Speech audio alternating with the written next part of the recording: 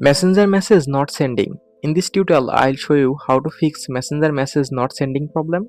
So let's see how to fix it. First of all, check your internet connection. Make sure your internet connection is stable. And then turn on flight mode for 1 minute. Now turn off flight mode. Now go to Play Store. Click on search bar and search Messenger. Update Messenger app if available any update version.